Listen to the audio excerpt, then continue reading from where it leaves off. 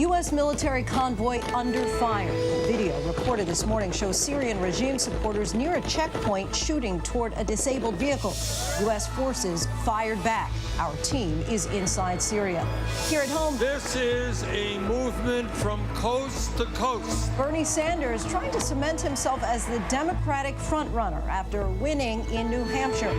Pete Buttigieg coming in a close second, and Amy Klobuchar's late surge. The race still appears to be wide open. And we're tracking a major winter storm sweeping through the country. Blizzard conditions shutting down highways in the Midwest, flooding and possible tornadoes in the South, and the return of frigid temperatures for millions. Good evening, everyone. I'm Lindsay Davis. Thanks so much for streaming with us tonight. We are monitoring several stories here on ABC News Live. But the big story is the race for the White House. Take a look at last night's vote tally from New Hampshire. Record turnout in the Granite State as Senator Bernie Sanders came out on top last night. But Pete Buttigieg finished the night winning the same number of delegates as Sanders. And Amy Klobuchar a close third, vaulting her into the top tier as Elizabeth Warren and Joe Biden stumbled. And the results in New Hampshire also led three candidates to end their bids for the White House. For the latest look at where things stand in the 2020 race, Whit Johnson leads us off from New Hampshire. Tonight, three candidates rocketing out of New Hampshire with a head of steam.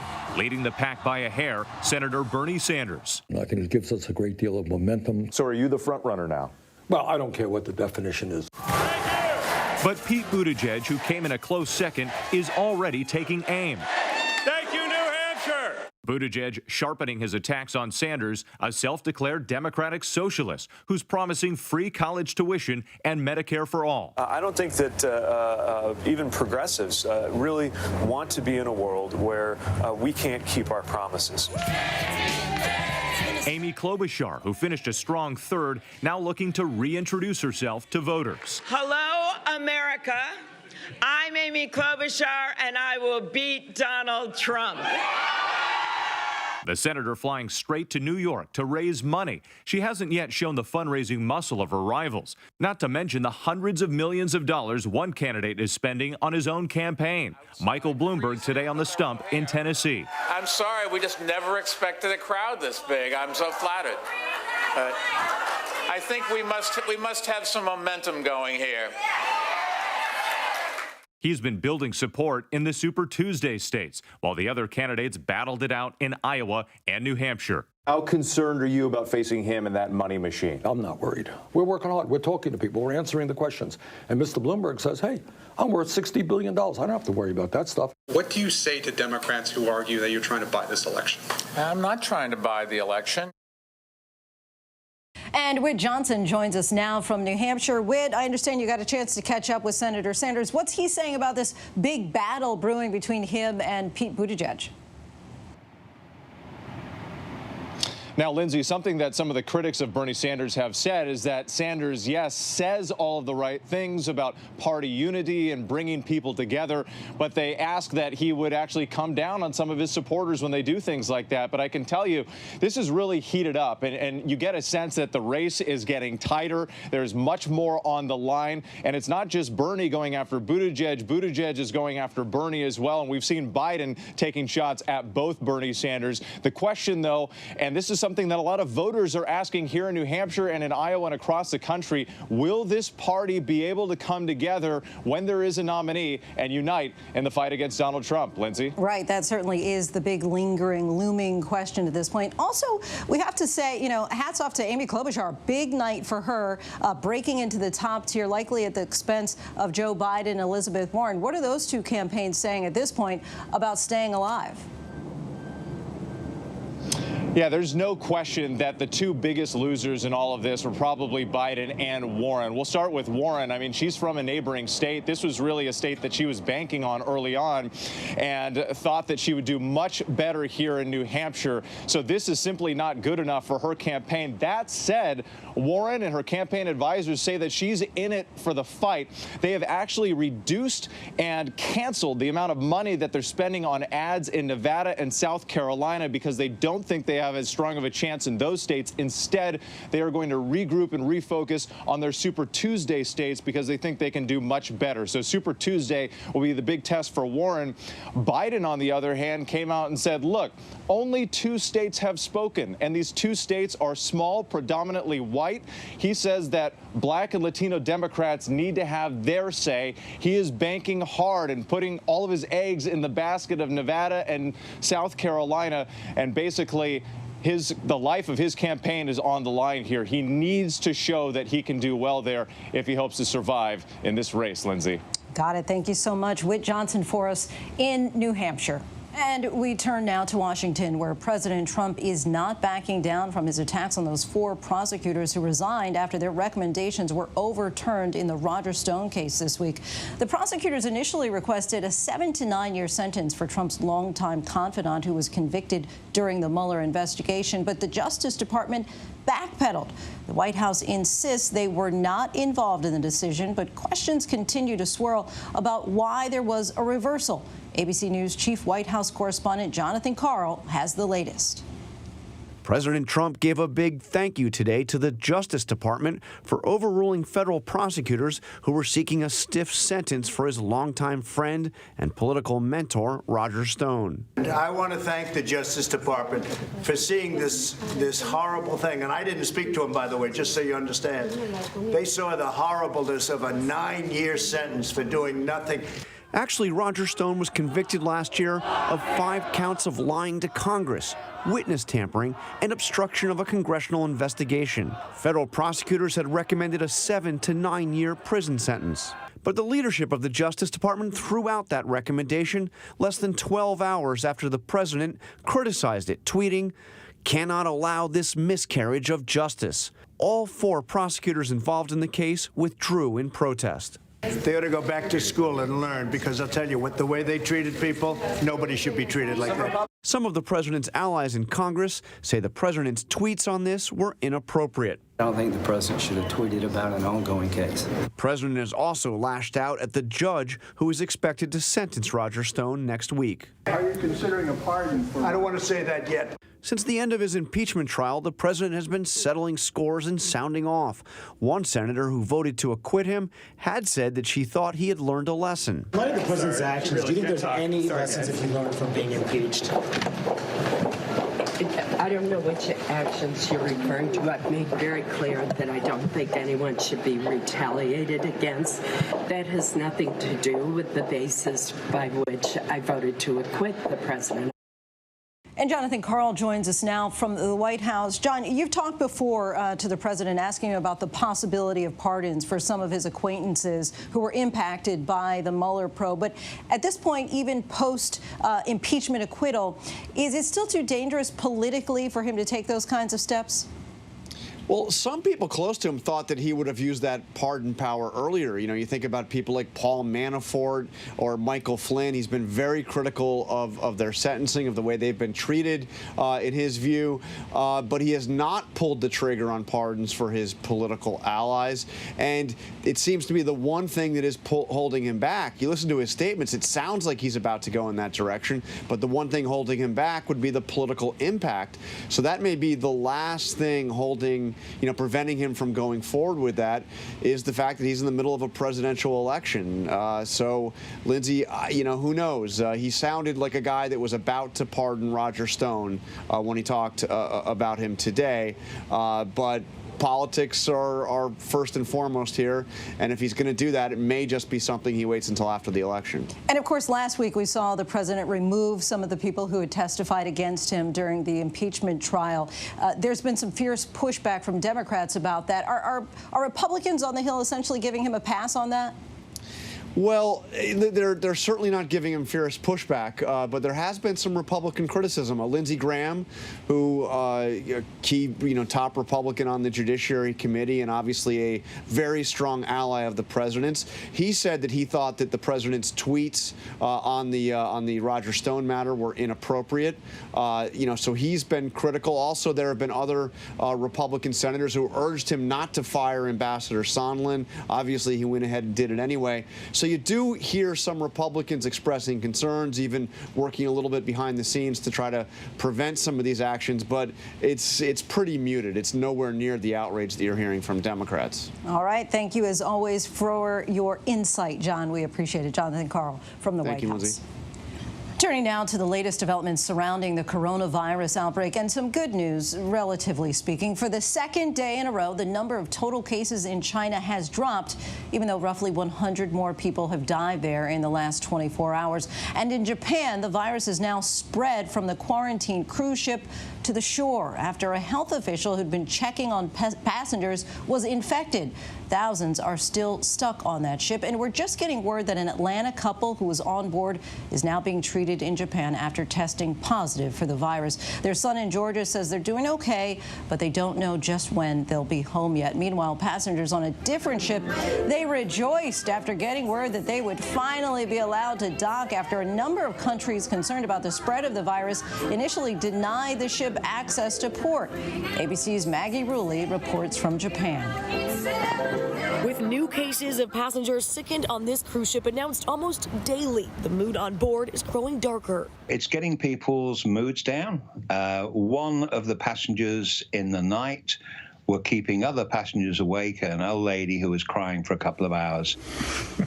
Melanie and John Herring have been taking their own temperatures, but John has now had 2 days of back-to-back fevers. We're just trying to keep his fever down. He gets it down for a while and then it goes back up. John has seen a doctor, but has not been tested for the virus. It's unclear why. We'll wait for another day. Well, you can tell he's worried. I'm worried too. We're just hanging in there. Yeah, so grateful for all the support. Of the 48 new cases of COVID-19 confirmed outside China yesterday, 40 were on board the Diamond Princess. One, a Japanese official who was checking passengers on board. If there's widespread transmission on the boat, you're looking at a second epicenter. And another ship caught up in the global panic. Not too much going on here. This Holland America cruise ship has been turned away from ports across Asia, even though there are no known COVID-19 cases on board. One passenger pleading to go home. You know, we're all a bunch of human beings on this ship that have lives outside of this cruise ship that need us, and families and children, pets, jobs. Tonight, there's fresh hope for those 1,400 passengers. Seen here celebrating with a dance after learning they will finally dock in Cambodia. Something to dance about for sure. And Maggie Rulli joins us live once again now from Yokohama, Japan, where those passengers are still waiting under quarantine. So, Maggie, when are they going to get to leave that ship finally? That is the question that you and everyone on board is asking right now, Lindsay. Now, technically, it's February 19th, which means all those passengers still have almost another week of quarantine on board. But Japanese health officials have said that they could extend that deadline for certain people if needed. Now, we're not sure exactly what that means, so there is a little flexibility with that end date. It's making a lot of people just feel uncertainty and worry. And, Lindsay, I have to say, you know, we've been speaking with couples on board pretty much daily since we got here, and many of them were staying pretty positive. It was amazing how they were able to still stay happy through all of this, but this mood is kind of starting to turn. A lot of them didn't really want to talk to us anymore. They needed a break. They said they were tired, exhausted, having health issues. So the mood is definitely shifting on board. You feel this weather now as well. That one retired couple, Melanie and John, they just had one of their hours outside. They're in a room with no window, so they've only seen daylight for 1 hour in 7 days. This was their next chance. This is the weather they got. So people are desperate to get off this boat, but they're taking the quarantine seriously, and we're seeing this around the world, Lindsay. Many people are scared. We know the Mobile World Conference that was scheduled in Barcelona, that has now been canceled. The Dalai Lama canceling all of his events for the future. So people are nervous, they're scared, and these people, they want off the boat. I can imagine that. And we heard from the CDC today. What's the biggest concern right now here in the U.S.? Lindsay, the biggest concern, they say, is to stop the spread of this virus. The CDC has said that this virus is likely to spread at some point in the U.S. and elsewhere. Now, they didn't say the U.S. was a specific target by any means, but they're not, ruling out this possibility of this highly contagious virus spreading. So right now, it's containing these super clusters like we see on this boat, keeping people under quarantine, making sure that people aren't allowed contact until their quarantine period is up, because it's the spread that is one of the things that is most dangerous. dangerous. Lindsay? Maggie Rulli for us live. Once again, we thank you and stay safe out there, Maggie. Staying on top of the story for us. Now, for more context on the virus, let's go now to an expert, Dr. Todd Ellerin. He is Chief of Infectious Diseases at South Shore Health in Massachusetts, and he's been responsible for deciding which patients at the hospital are tested for coronavirus. So first off, Doctor, thanks so much for joining us tonight. Thank you. What kind of symptoms are you looking for specifically? So with this COVID-19, the symptoms are very similar to the flu. So you're looking for fevers, a cough, possibly shortness of breath, aches, very flu-like. We've heard a lot of different reports on how the virus has spread, including some who have said that you can even get it from plumbing. So is that true at all? I mean, can you give us a sense of how the virus does in fact spread? Okay, so remember, coronaviruses are something we've been dealing with for a long time. They're responsible for the majority of common colds. So those are the typical symptoms. This, of course, is a novel pathogen. And remember, we think that person-to-person transmission in close contact is generally how this is spread. Now, can this be spread through pipes? It's still too early to say. I think we have to remember, wherever this was, there's likely other people that may have the virus. There could have been a common contact. There may be other explanations. So we don't know yet, but that remains to be seen. And what exactly can you tell us about the pathology of the disease and how it first originated? Well, we don't know the exact origins, but coronaviruses often come from certain mammals like bats. And again, there may be an intermediate animal that was infected before it made the jump from animal to human. But you know, this animal to human transmission was common for SARS.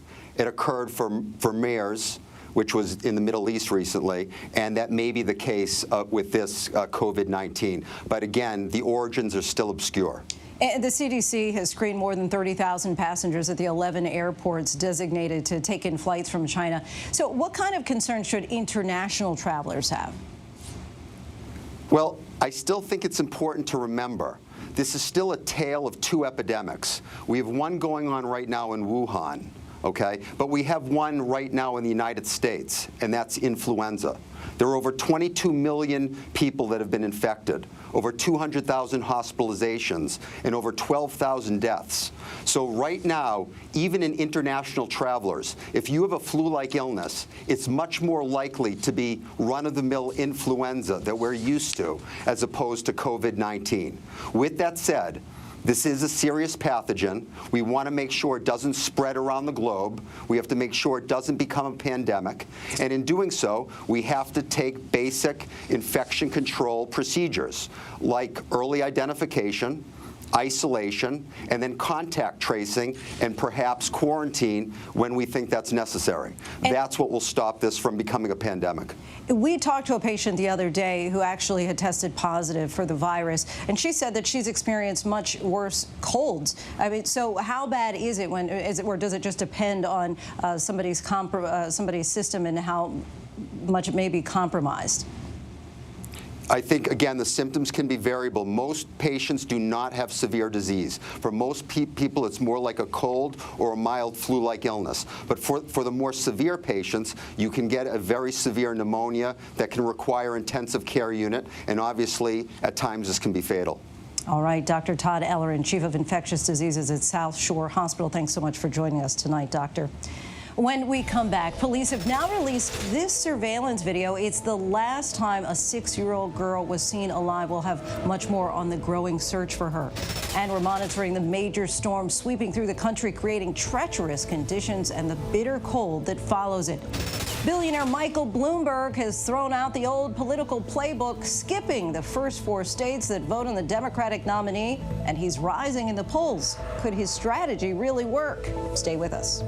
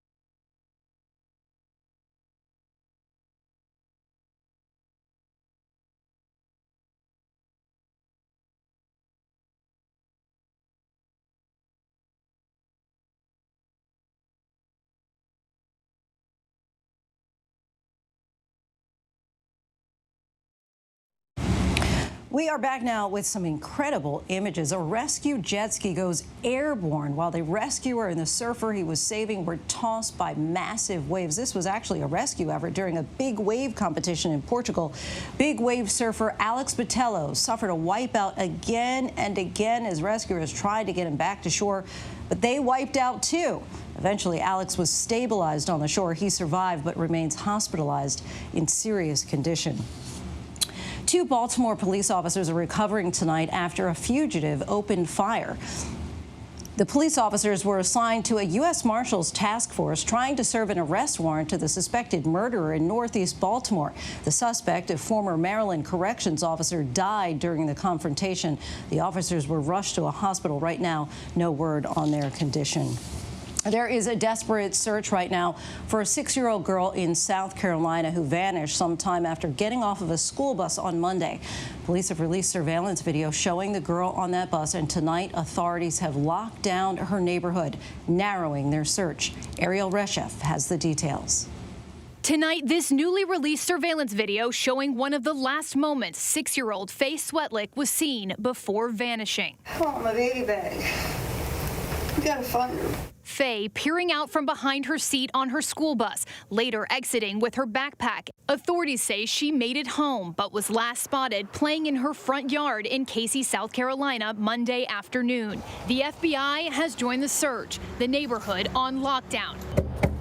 Officers knocking on doors and searching homes. Police helicopters hovering above. Officials asking for any videos that may have captured what happened to the little girl. Our investigators are working around the clock to go through those videos and look for leads and information that will lead us to bringing Faye home. Okay. Our thanks to Ariel Reshef. 2 Ohio State University football players are charged with rape tonight. Police say Amir Reep and Jason Wint are accused of sexually assaulting and kidnapping a woman. In a court filing, the victim says both students raped her, then tried to force her to say the encounter was consensual on video after the fact. The school has suspended both students and kicked them off the team.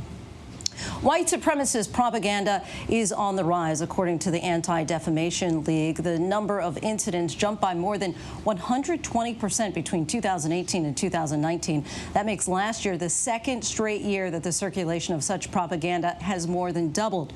The more than 2,700 identified cases of propaganda included flyers, posters, and banners with messages discriminating against Jewish people, LGBTQ people, and other minority communities.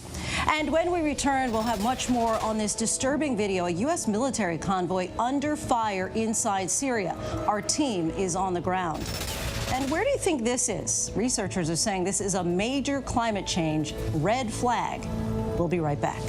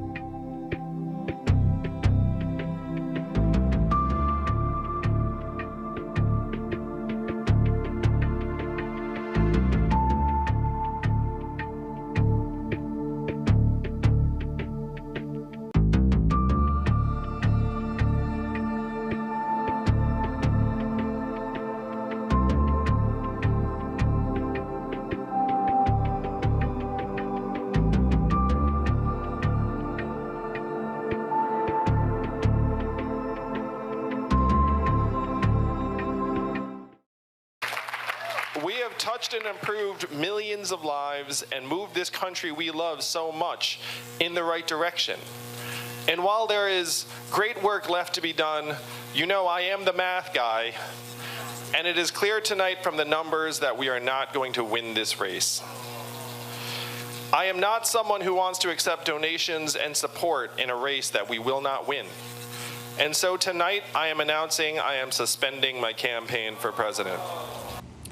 That was Andrew Yang last night announcing the end of his 2020 presidential run. With Iowa and New Hampshire now in the rearview mirror, let's take a look at the state of the 2020 Democratic race by the numbers.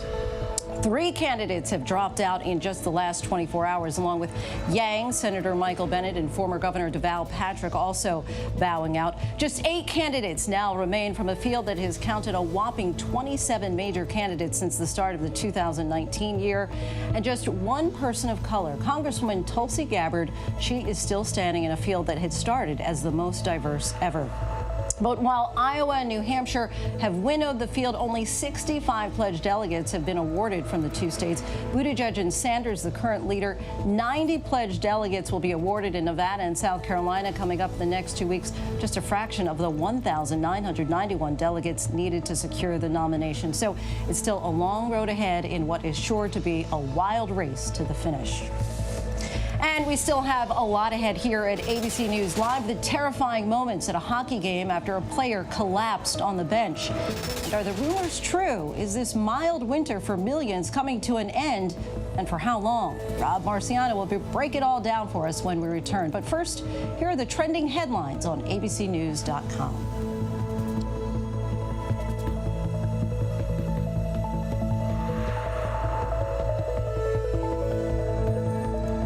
ABC News, straightforward.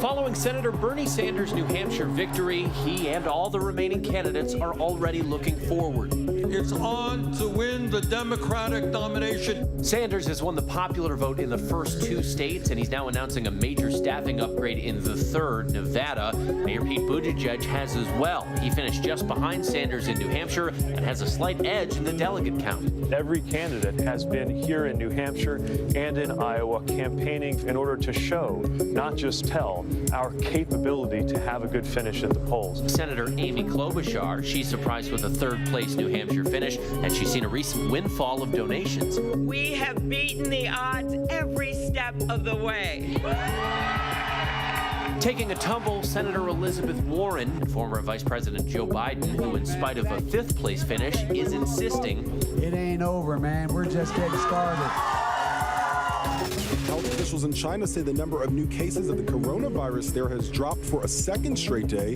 The outbreak has infected over 45,000 people and killed more than 1,100. The World Health Organization saying the virus could have a catastrophic impact on the world. A virus can have more powerful consequences than any terrorist action. On this quarantine cruise ship off the coast of Yokohama, Japan, dozens more passengers sickened with the virus. As each day progresses, we are having additional people tested positive. Here we go. And celebration on this Holland America cruise ship. Now with 2,200 people on board, the ship finally being allowed to dock in Cambodia. We received a phone call in reference to a missing 6-year-old female named Faye Swetlick. Faye is a bubbly, energetic first grader at Springdale Elementary School. When she walks into a room, she brightens it up. Everybody loves Faye. Faye loves dresses, fancy shoes, spending time with her family, cats, and playing outside. We've all been gathered here for one thing today, and that's to find Faye. The last time Faye was seen, she was wearing a black shirt with the word peace across the front of it. A scary scene in the National Hockey League after a player for the St. Louis Blues collapsed during a game. Jay Bouwmeester suffered a cardiac episode on the bench as the Blues were playing in Anaheim. The team says the 36-year-old was alert and moving as he was taken to the hospital. The game was postponed. Jay is currently undergoing a battery of tests to determine the how and why of what happened last night, but things are looking very positive. Welcome back. We move next to Syria, where U.S. troops assigned to the fight against ISIS have come under fire at a Syrian government checkpoint. Video shows local supporters of the regime surrounding the U.S. convoy and opening fire. Several vehicles were disabled, with the Americans later returning fire. One Syrian was reportedly killed. ABC's James Longman is in Syria with more.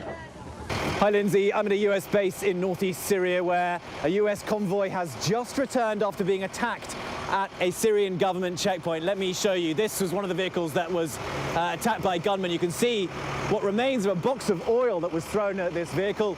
They tried to set it alight. You can see, actually, the metal box is still sitting up there. You can see bullet holes in the glass, the turret up there, the glassware destroyed. Actually, the gunman inside, we're told, he had oil down the side of his uniform. And so this was actually a pretty serious attack.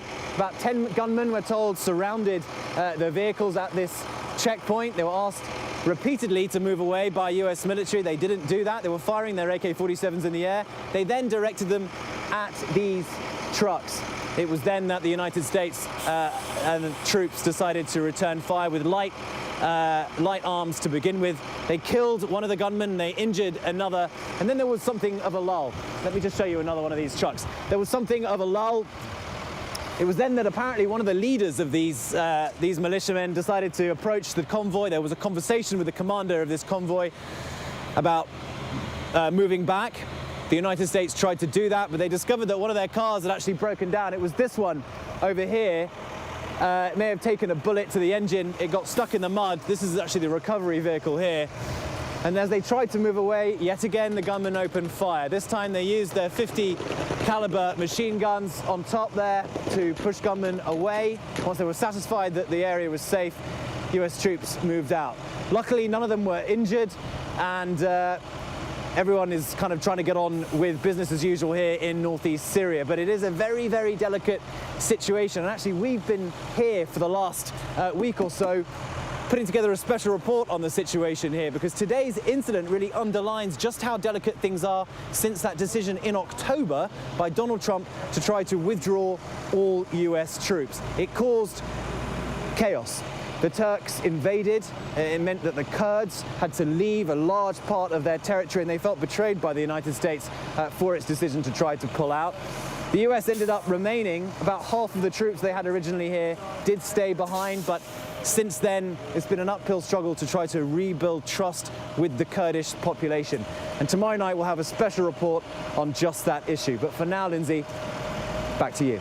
All right, our thanks to James. We're going to, as he just said, have a lot more from him tomorrow. Meanwhile, a peace deal with the Taliban is on the table tonight. American and Taliban negotiators met today after President Trump indicated he is ready to sign a peace deal. The State Department wants specific promises to reduce violence in Afghanistan. A meaningful peace agreement could pave the way for the U.S. to gradually withdraw troops from Afghanistan.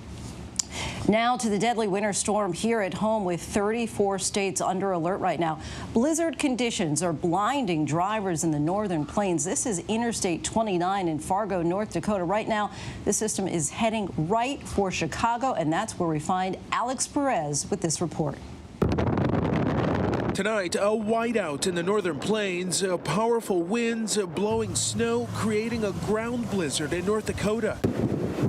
Nearly impossible for drivers to see in Fargo. Visibility is greatly reduced, and it's going to be even worse near zero in open areas. Interstate 29 shut down for a time from the Canadian border to the South Dakota state line because of, quote, life-threatening conditions. In Kansas, at least one fatal accident. The Highway Patrol warning drivers. I need you to slow down.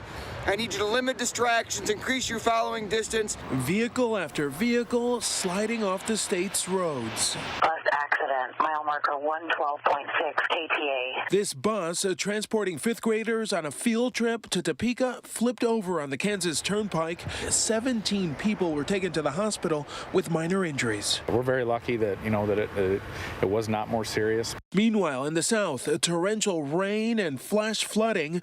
This home in Alabama cut off by floodwaters. Some areas have gotten more rain this month than they normally get all winter.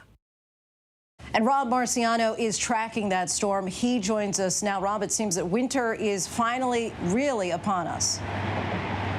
Yes, finally, after weeks of not having anything really in the lower 48, we're going to get a cold shot to remind us that it is indeed still winter behind this storm, which is pretty potent, both with winter weather, flood threat, and a severe weather threat. We've had severe weather warnings across much of the southeast today in that warm sector, and there continues to be a watch box up for the next few hours across northern parts of Alabama. And winter weather advisory stretch from Kansas and Oklahoma all the way through Missouri, along I-90, I-80, and through upstate New York and parts of northern New England. And we could see 2 to 6 inches of snowfall there from Chicago to Ann Arbor, and then stretching up towards Albany as well as this low traverses off to the east. And heavy rain across parts of the Tennessee Valley. That flood threat continues there. They have seen a ton since January 1. Hopefully they'll get a bit of a dry spell once this pushes off to the east. But it will be raining heavily in the morning commute from D.C. up through Boston. North of I-90 is where the snow is going to be the biggest problem. It should all clear out and off the coast by as early as this time tomorrow night, but behind that is the cold blast, where we finally will see temperatures below average, and we haven't been able to say that in a couple of weeks, so it will be a shock to the system in the middle of February. Yeah, gotta bundle up. Thank you, Rob. We'll make sure that we are bundled up. Tonight, an eye-opening look at Antarctica, just days after the hottest temperature ever recorded. No snow anywhere in sight. This is at the Esperanza Base in the northern part of the continent. On Friday, temperatures here hit 65 degrees Fahrenheit. Researchers here blame the unusually high summer temperatures on global warming. They say in this part of Antarctica, no snow has fallen since December. And now back to the 2020 race. So much focus in the past week on the contests in Iowa and New Hampshire. But waiting in the wings after those early states is billionaire Michael Bloomberg, who's mounting a multi-billion-dollar campaign focused on Super Tuesday, March 3rd. So can the former New York City mayor's non-traditional approach to the campaign actually work? ABC's Devin Dwyer has that story. Michael Bloomberg wasn't on the leaderboard in New Hampshire's primary or the Iowa caucus, but the former New York City mayor says it's all part of his unconventional campaign plan. And let me thank Judge Judy for the introduction. We are lucky to have her on our team. Bloomberg's thrown out the old playbook for primary politics, deliberately skipping the first 4 states that vote on a Democratic nominee. Thank you for having us in your city. Instead, the media mogul's been barnstorming every Super Tuesday state weeks before those voters head to the polls. He's zeroing in on delegate-rich targets like California and Texas. I'm going to go and deal with all the other states, and nobody is going to the other states except two people, myself and Donald Trump. And if you want to replace Donald Trump, maybe you might want to visit these states and make the case as to why you're better than Donald Trump. Bloomberg has built a massive campaign operation, more than 2,100 employees, with plans to hire 2,000 more in the coming weeks. He's already spent more than $200 million on TV ads, $10 million of that on this one 60-second spot during the Super Bowl. I heard Mike Bloomberg speak. He's been in this fight for so long. Spending a lot of money, but my investment is to keep Donald Trump from being a president. Want me to spend less to get rid of Donald Trump? I don't think so. The billionaire former mayor is self-funding his 2020 bid, and without the help of donations, he couldn't qualify for any of the early Democratic debates. But after a DNC rule change, he could soon join the debate stage and will likely face fire from his rivals. Look, I don't think anyone ought to be able to buy their way into a nomination or to be president of the United States.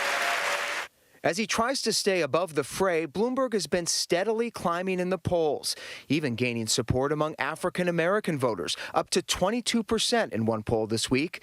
But now he's facing new criticism for supporting police profiling of blacks and Latinos while he was mayor. On a newly released 2015 recording, Bloomberg defends the stop and frisk policy in blunt terms. 95% of your murderers and murder victims fit one MO. You can just take the description, Xerox it, and pass it out to all the cops.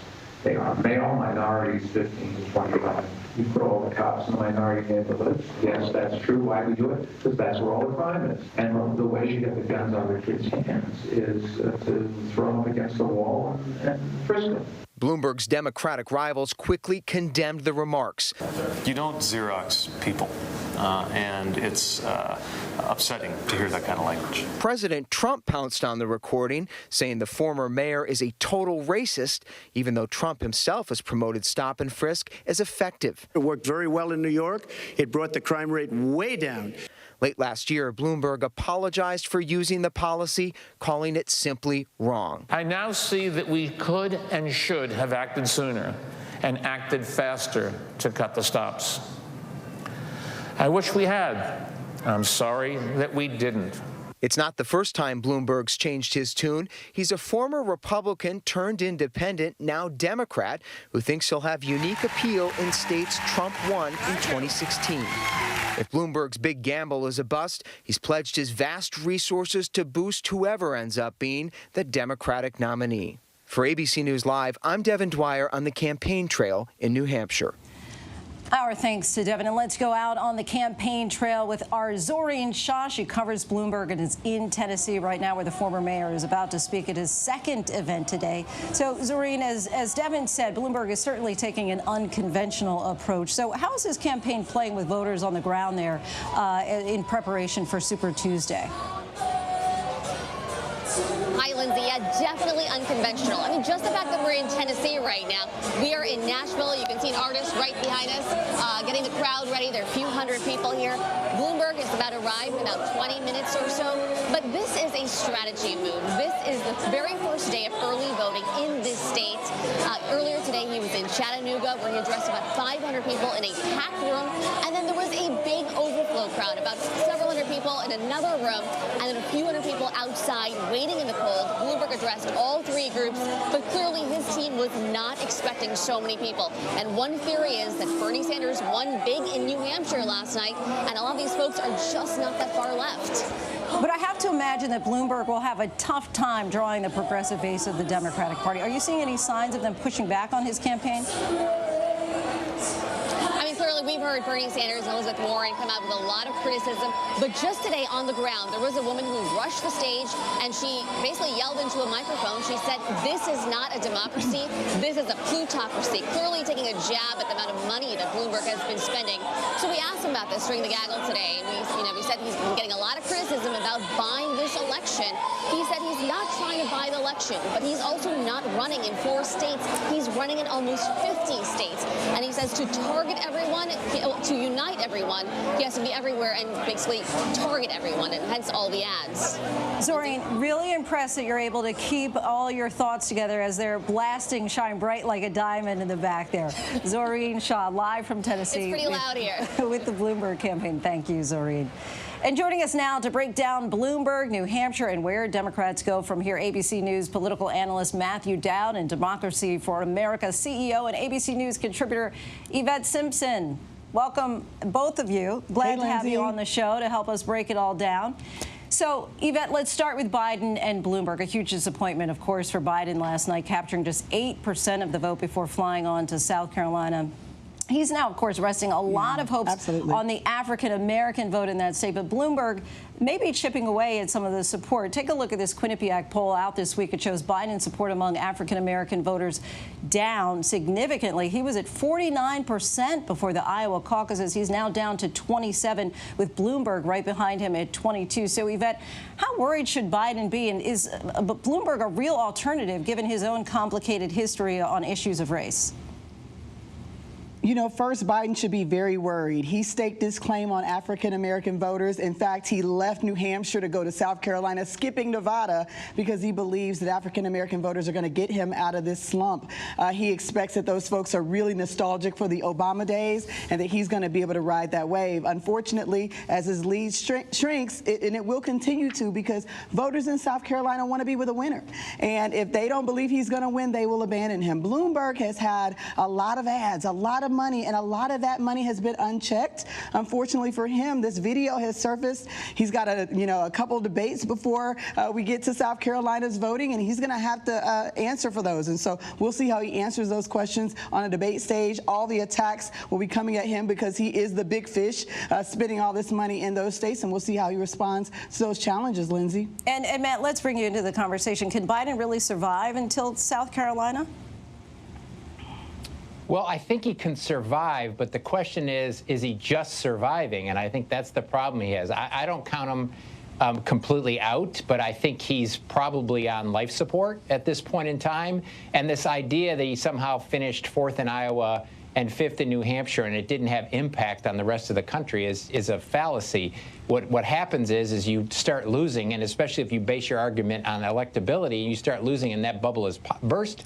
And my guess is the next time we see a poll in South Carolina and Nevada and other states, he's going to have dropped in all of those states too. So he's got a shot. And as Yvette said, he's trying to count on his long-term bonds with the African-American community in South Carolina. But it is a very difficult thing to convince people to vote for you after you've lost so badly. And Yvette, Senator Sanders clearly staking his claim at the top of the field, but he hasn't crossed the 30% mark in these early states. As the moderate vote has been split between multiple candidates, can you see the Democratic Party uniting behind him as a nominee? That is what everybody is saying, but when we go into kind of a split convention, you never know what kind of tricks we're going to see. And so the hope is that if he goes into the convention with the most delegates, the others will relinquish their delegates and we won't get into a big fight in Milwaukee. Bernie Sanders has been here before. He does not trust the system. The system has failed him before. And so he's going to fight as much as he can to get as many delegates as he can so he can make the argument that he is the one that we should all rally behind. And I would say, and I've said this time and time again, Lindsay, Donald Trump is our challenger. We need to make sure that we are all united around whoever that nominee is. And I will tell you, progressives are ready. If that person is Bloomberg, if that person is Biden, if that person is Mickey Mouse, we will be supporting that person because we know that Trump is not the person we want to be leading us for the next 4 years. Even if it's Mickey Mouse, okay? And Matt, Amy Klobuchar with that. Even if it's Mickey Mouse. Matt, we saw Amy Klobuchar with that big move into the top tier. So how do you see this battle for the moderate lane to challenge Sanders playing out in the coming weeks? Well, I think what happened in New Hampshire said that there is no front runner in this race right now, that this thing is wide open, that you could put money or the chips on 4 or 5 different candidates, and you may win in that bet. I think what Amy Klobuchar has is that going forward, 60% of all the votes that are about to be cast are going to be women voters, white women voters, black women voters, Asian women voters, Latino women voters. And so there is going to be a movement, in my view. Is she credible? Does she have a second gear? She has to prove she has the second gear after she did well at the debate. She's going to have another debate that's going to test her and see if she can have a repeat performance in that. But I think she does have a much better possibility. I don't look at this as a lane of moderates versus progressives or liberals. It's more of a demographic lanes that have set themselves up. Young versus old, men versus women. And so I think that's the guess that we have. But this is one of these races where we really can't get in the process of predicting right now because it's so open going forward and who's going to do well in which state. All right, Matt and Yvette, thank you so much for your pearls of wisdom, your insight for us, as always. We appreciate you. Turning now to Pope Francis, who rejected a proposal from bishops to allow married men in remote areas to become priests. Church leaders put forth the recommendation to allow for married priests after a summit on the Amazon region in October. The Pope's decision surprised some because he's worked to make the Roman Catholic Church less formal and less based on hierarchy. But conservative Catholics are likely pleased with the decision. They've seen Francis's focus on making the church more inclusive as a threat to traditions. Remember a few months ago when a lot of people were saying, "Okay, boomer," that was all the rage? Well, now a journalism professor is calling that phrase a slur. University of Oklahoma professor Peter Gade said that during a class Tuesday that was like calling a boomer, it was like calling someone the N-word. And he actually used the full racial slur, according to the campus newspaper OU Daily. He said this after a student challenged him with an argument that journalism should stick with the traditional practices. The university's interim president called the professor's comments, quote, fundamentally offensive and wrong, while acknowledging his First Amendment right to freedom of speech. The professor has since apologized to his students, sending an email saying, quote, I made an inexcusable mistake with my choice of a word. I was wrong. I'm sorry. And when we come back, the newest gaming phenom and his remarkable backstory. ABC News, straightforward.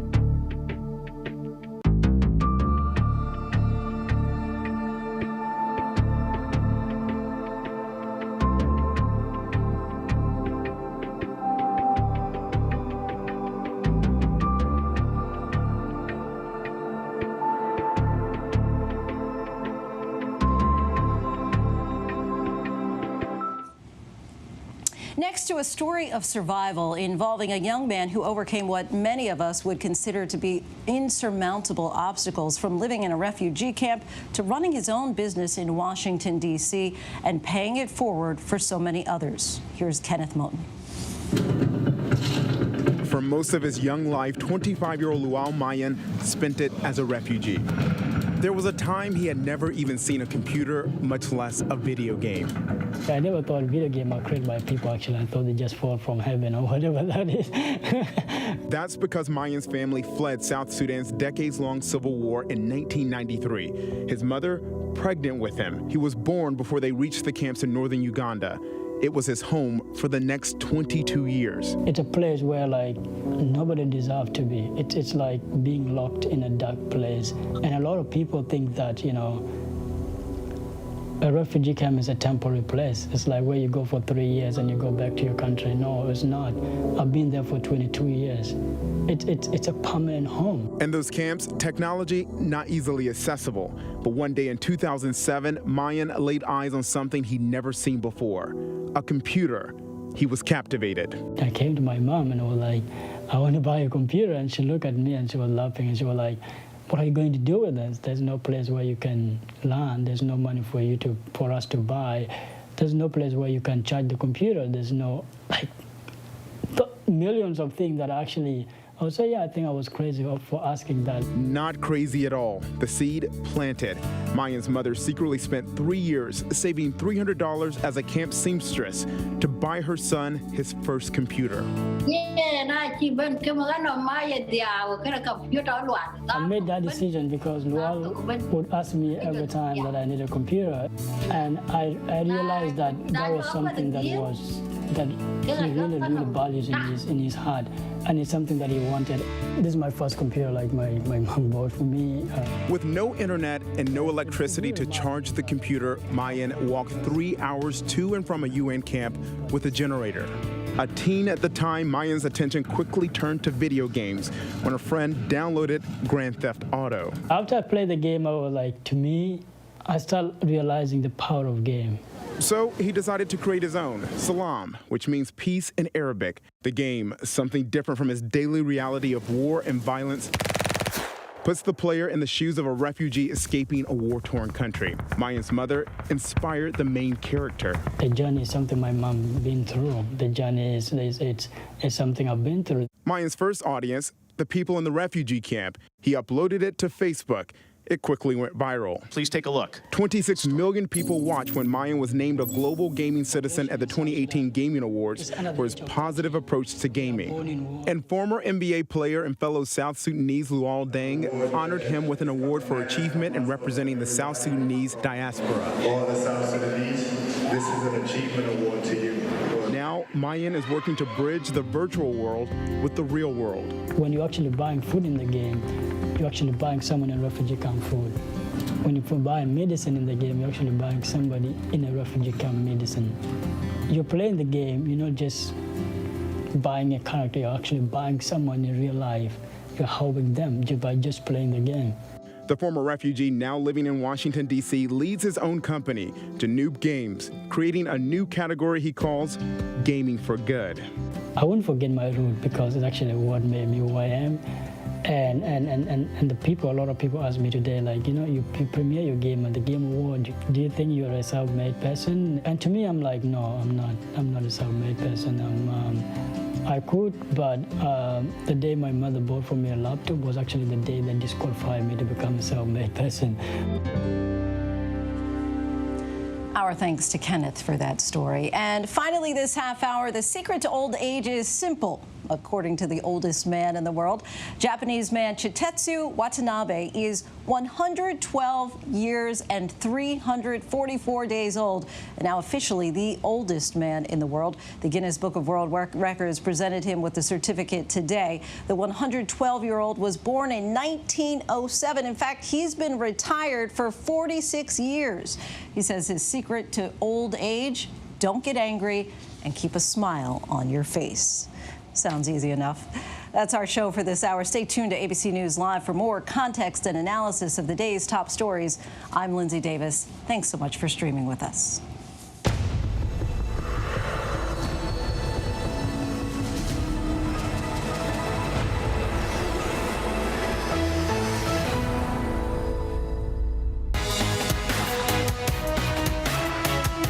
on ABC News All Access, the candidates on the rise after the New Hampshire primary and the others dropping out of the race. Plus, after Parkland, a new ABC documentary out today following the families affected by the mass shooting, how they turned tragedy into action. And the poodle everyone is talking about, Seba, crowned Best in Show, will take you behind the scenes at Westminster. Hello and good evening. I'm Ariel Reshef. All that and more coming up this half hour. But we begin with that big